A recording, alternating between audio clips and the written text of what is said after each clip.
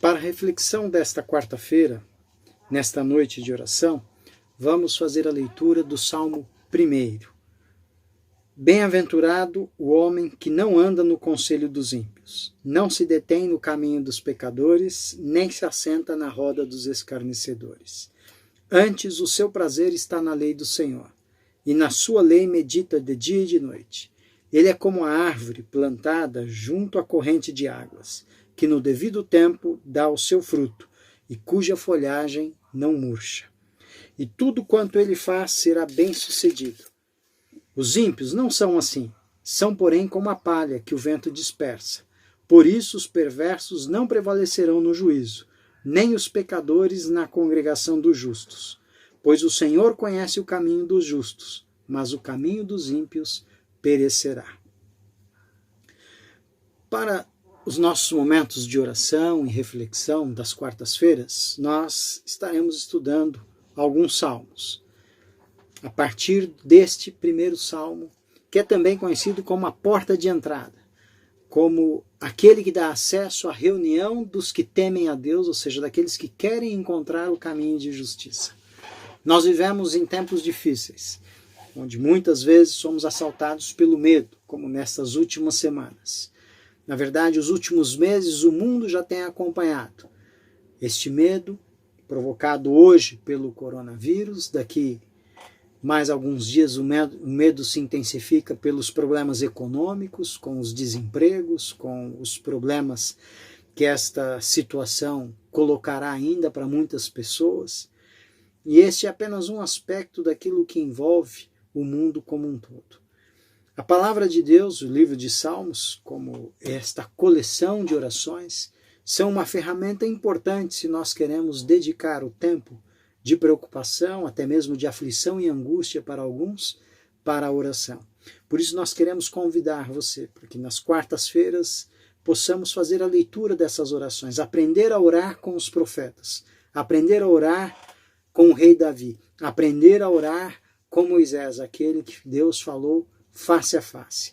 Aprender a orar com aqueles que lideravam o culto e ensino no tempo do Antigo Testamento, os filhos de Asaf, que dirigiam um louvor, os sacerdotes que conduziam o ensino da vontade de Deus, porque nesse tempo é o tempo de aprender qual é a vontade de Deus. Porque a vontade do pecado, a vontade de Satanás nós temos visto, com vírus, pestes, com terremotos, com fome, miséria, e o jornal todos os dias, cada vez dedica mais horas, mais tempo, mais atenção, mais destaque a estas coisas.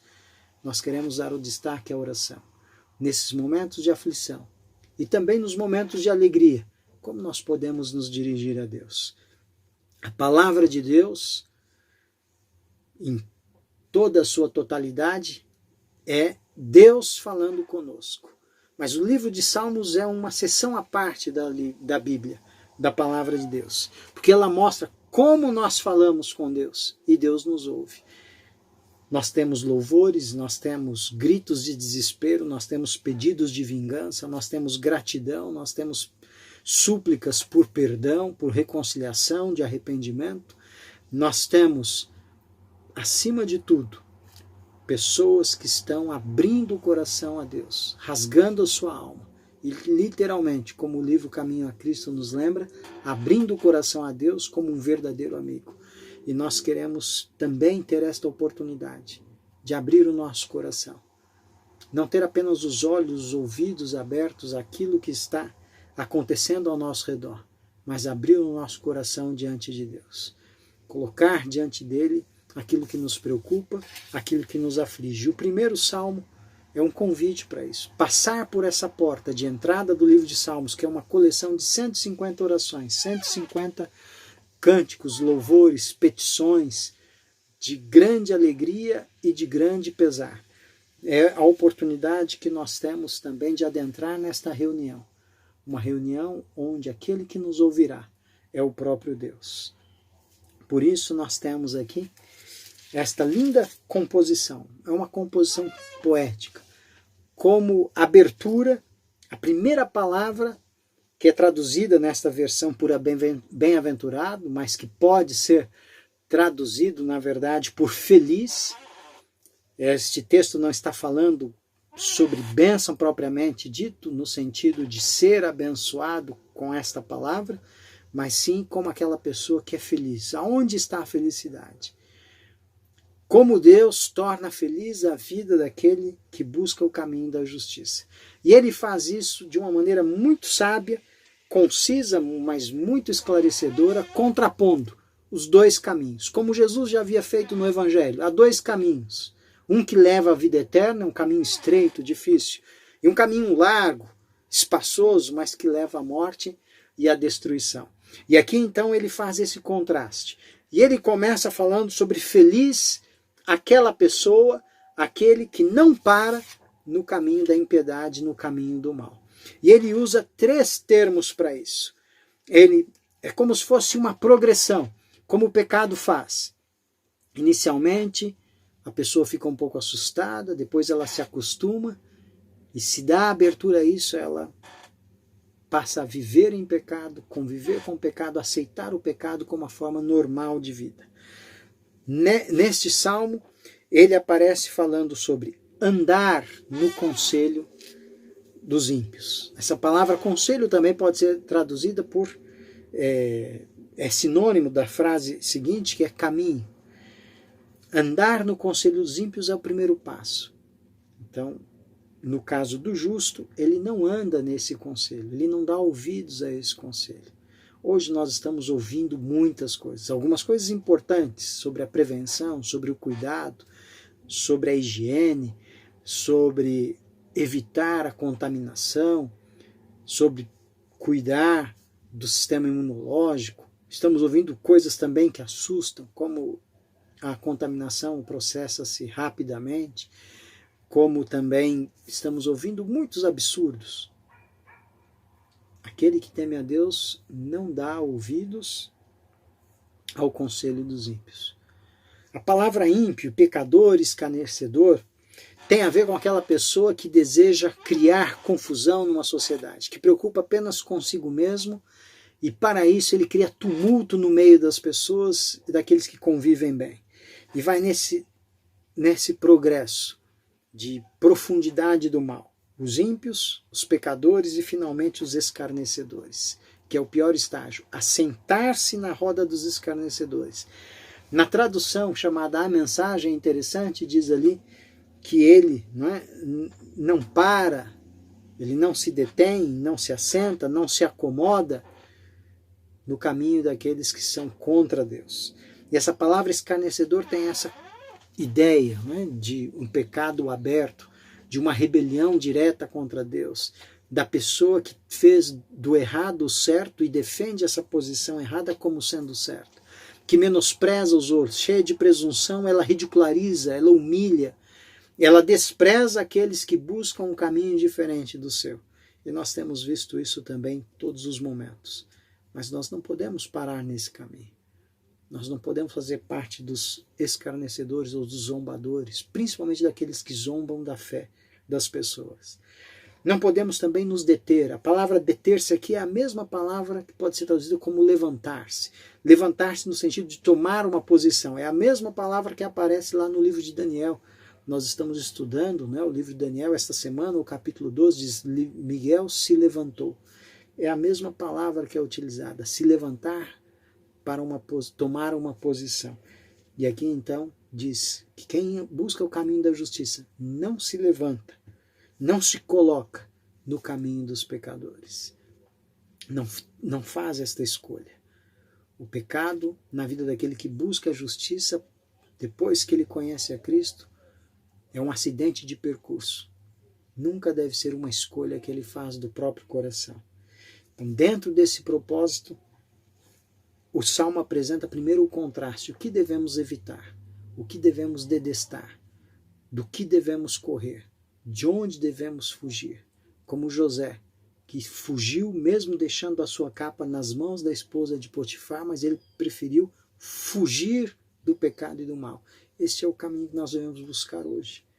Este é o momento que Deus nos chama, aquilo que é chamado de reavivamento e reforma. É necessário uma mudança das nossas atitudes, da maneira como nós tratamos a nossa família, o nosso semelhante, da maneira como nós encaramos o ensino de Deus, a vontade de Deus, que é o que o Salmo vai estar colocando. Na sequência, ele apresenta esse contraste. O salmista traz exatamente essa diferença. Ao invés de buscar este caminho, esta roda ou este conselho, o prazer dele, a alegria dele está na lei do Senhor, em meditar nessa lei de dia e de noite. Essa palavra meditar é uma palavra muito interessante nas Escrituras. Pode, inclusive, por alguns, ser traduzida, inclusive, como ruminar. Exatamente o processo que o bovino faz de ficar ali mastigando, remoendo aquilo do seu estômago para a sua boca e vice-versa. No caso aqui, aquele que busca o caminho da justiça, o caminho é da sua mente para o seu coração.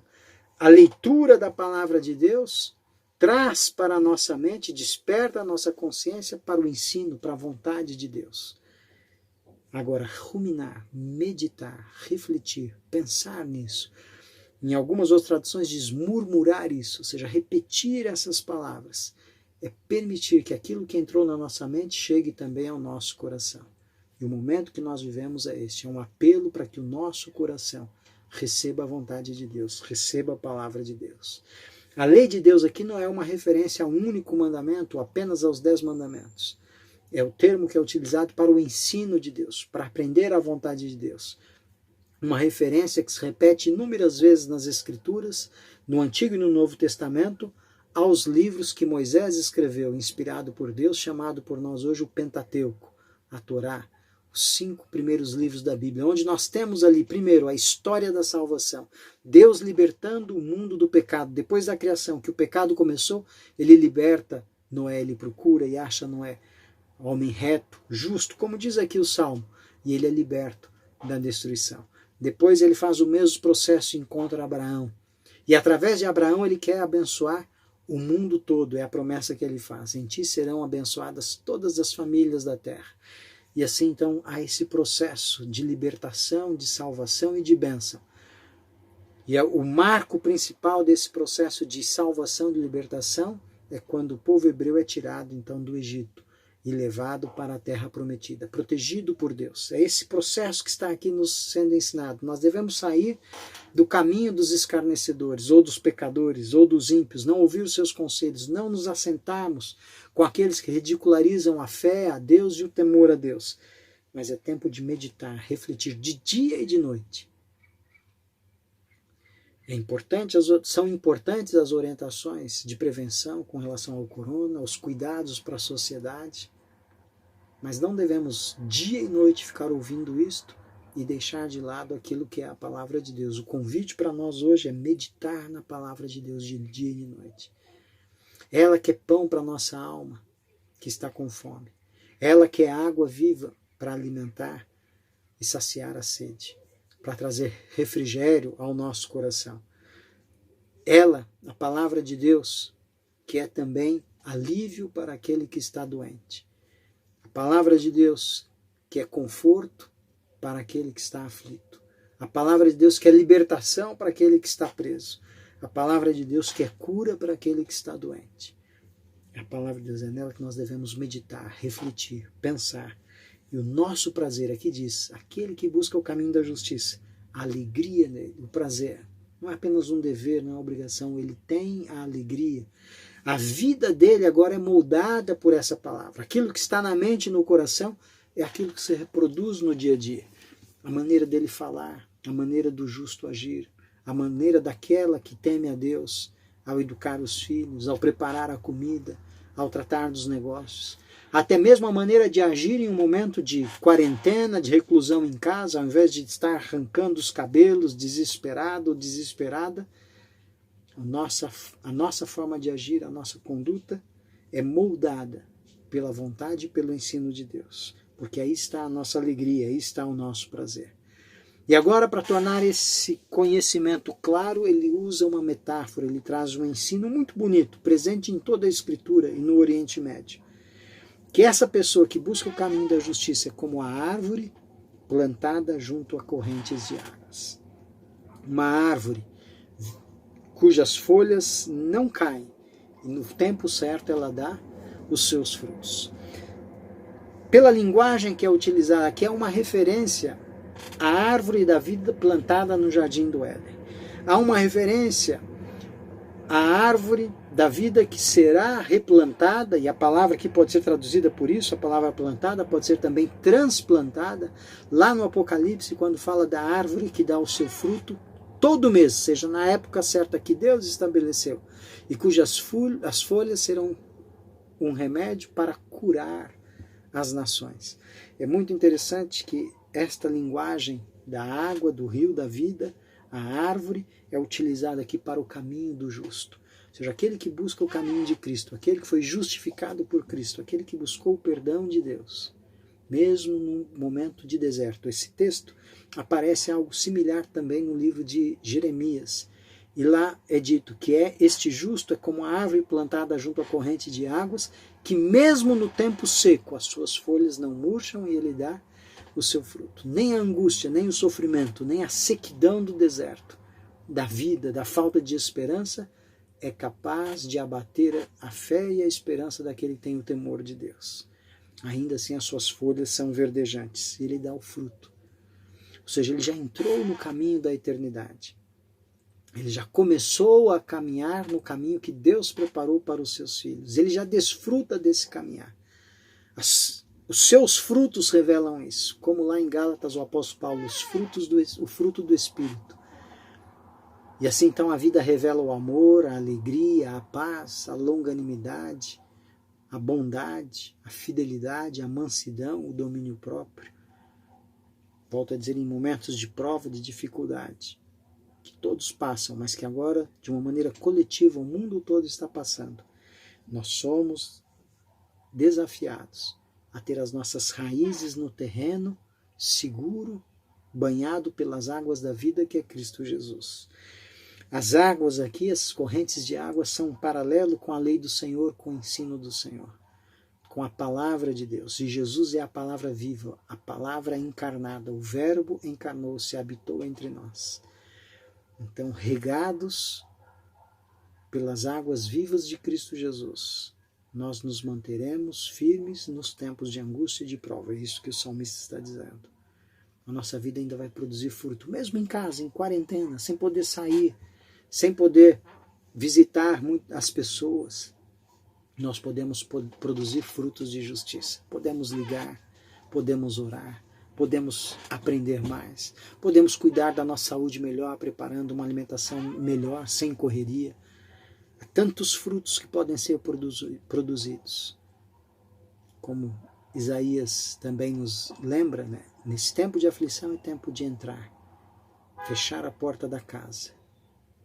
Quando a praga passar, a salvação virá. É um tempo então para reflexão. No devido tempo ele produz o seu fruto. E a última frase deste verso, o verso 3 diz: e tudo quanto ele faz será bem sucedido. Deus prosperará. Deus faz prosperar. Mesmo as coisas mais difíceis, mesmo onde o mal está presente, Deus tem o poder de fazer prosperar. Deus tem o poder de produzir um jardim no meio do deserto, de abrir fontes no meio do deserto. Eu pude ver isso, eu visitei um oásis. E é uma das coisas mais espetaculares da natureza. Uma fonte de água com palmeiras, com frescor, com sombra, no meio do deserto de 48, 50 graus. Mas ali você encontra o frescor de 27, 26 graus, 28 graus. A água constante, que não para, uma mina d'água, fluindo da terra, no meio do deserto, alimentada pela mão de Deus. E as palmeiras estão ali colocadas, verdes. Ao redor tudo é amarelo, amarelo do deserto, da cor da areia, esvermelhada, ou avermelhada, melhor dizendo, ou acinzentada, ou esbranquiçada, pedras, o chão treme devido ao calor, né? A visão, né, dá essa impressão. Mas ali no oásis, num pequeno recanto, ali está a água fluindo, lembrando vida. E assim é a vida do justo, assim é a minha família, a sua família, se nós nos colocamos nas mãos de Deus e temos prazer em ouvir a sua lei. A vida, e vida em abundância.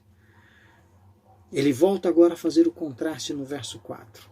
E agora é um contraste pesado. Se por um lado você tem uma árvore frondosa com frutos, agora você tem os ímpios, que são como a palha. Não tem valor nenhum. O vento dispersa, o vento leva. É a ideia quando você vai peneirar. No caso, aqui no Oriente, na terra bíblica, peneirar o trigo ou a cevada. No nosso dia a dia, muitas pessoas já fizeram isso com feijão, não é? Você bate o feijão, põe ali e vai peneirar, põe na peneira e você joga para cima e o vento leva então a palha e o feijão cai. Ou no caso do texto bíblico, a ideia seria o trigo, a cevada, que cai limpo e a palha é levada pelo vento.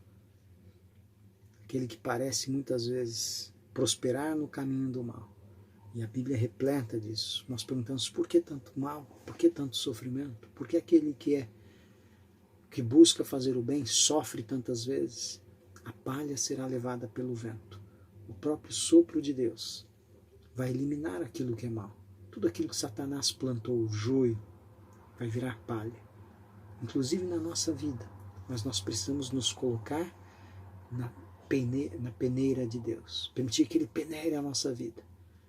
Para tirar aquilo que é insignificante, aquilo que não tem valor. Às vezes nós guardamos pensamentos, sentimentos, palavras, planos que não têm valor, não têm utilidade nenhuma para a nossa vida, nem da nossa família, nem do nosso próximo.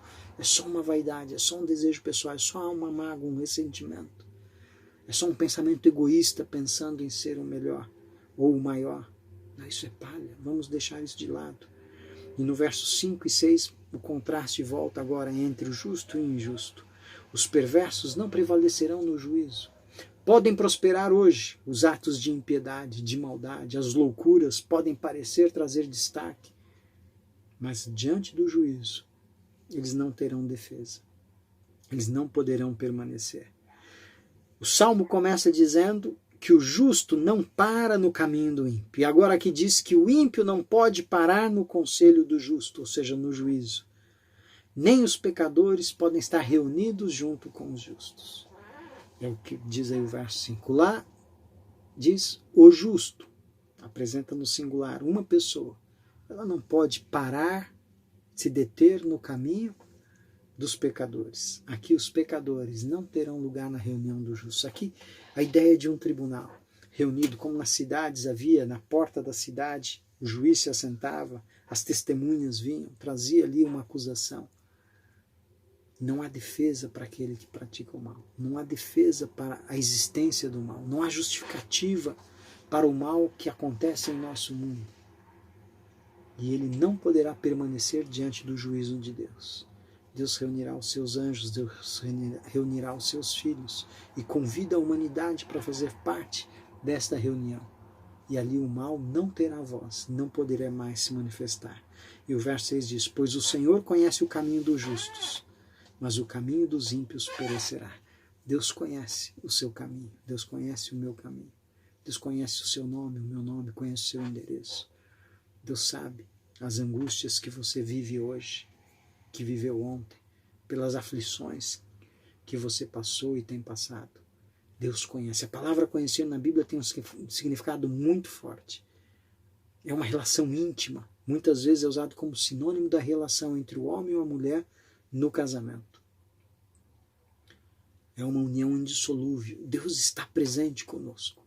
E este conhecimento de Deus da nossa vida se fez de maneira extraordinária na vida que Jesus viveu. Jesus se fez homem para conhecer a história humana, conhecer a sua história e a minha história.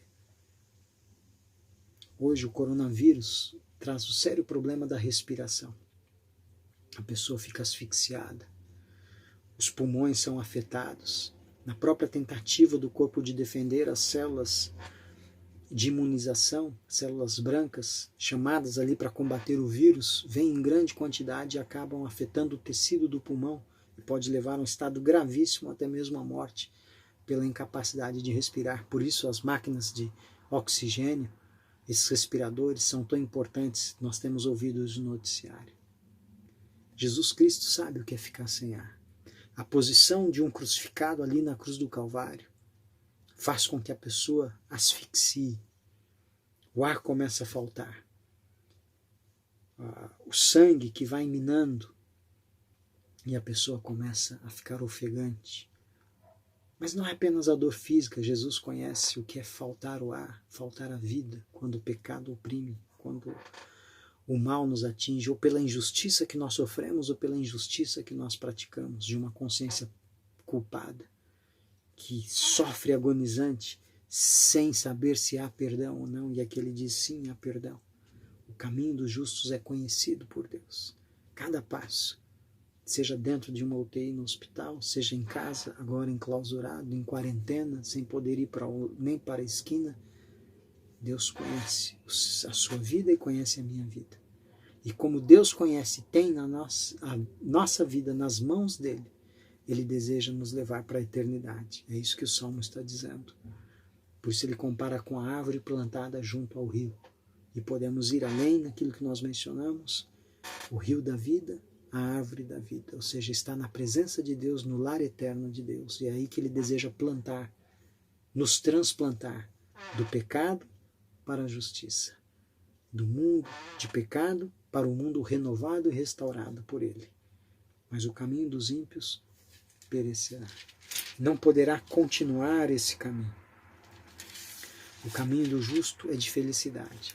Deus nos convida para essa verdadeira felicidade.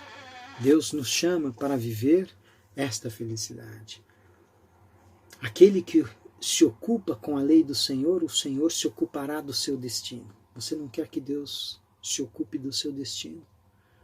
Seu destino não vai terminar numa guerra, ou num coronavírus, ou em outro vírus, ou num terremoto, ou num assalto.